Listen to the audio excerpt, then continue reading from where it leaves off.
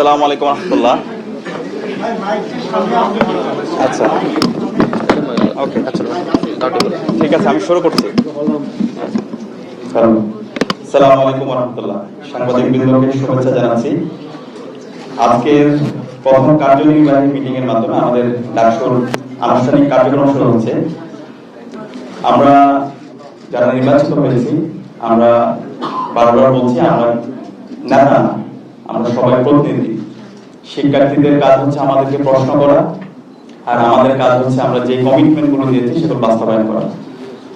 আমরা এখানে যারা আছি আমরা কমিটমেন্ট দিচ্ছি। ঢাকা বিশ্ববিদ্যালয়ের 40,000 শিক্ষার্থী, তাদের ব্যক্তিগত সমস্যা, পারিবারিক সমস্যা, তাদের একাডেমিক সমস্যা, ক্যাম্পাসের বাইরে যে কোনো সমস্যা, ক্যাম্পাসে তার একজন আপন বড় ভাই থাকলে অথবা তার ছোট ভাই থাকলে, বোন থাকলে, যেভাবে সে শেয়ার করে তারা যেন আমাদের সাথে শেয়ার করে, এবং আমরা প্রত্যেকটা প্রবলেম আমরা ফেস করতে চাই। একই সাথে আমরা নির্বাচন হওয়ার পর থেকে আমাদের যারা সহযোদ্ধারা ছিল, আমরা সবার কাছে যাওয়ার চেষ্টা করেছি, তাদের কথাগুলো শোনার চেষ্টা করেছি।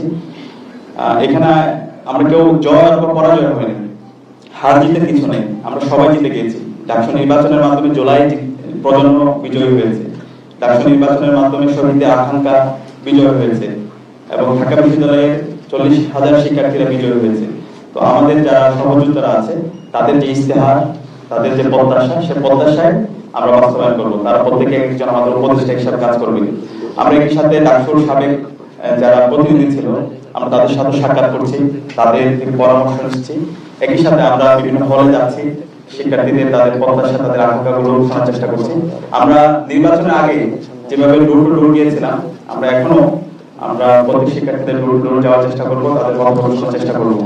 আর আমাদের সম্পাদক যারা আছেন তারা ইতিমধ্যে এক্সিকিউটিভ প্ল্যান নিয়েছেন, বিস্তারিত পরিকল্পনাগুলো আমরা খুব দ্রুতই আপনাদেরকে জানিয়ে দিব। আমরা এই মাসে কি কাজ করছি সেই পূর্ণাঙ্গ পরিকল্পনা আমরা আপনাদের সামনে হাজির করব।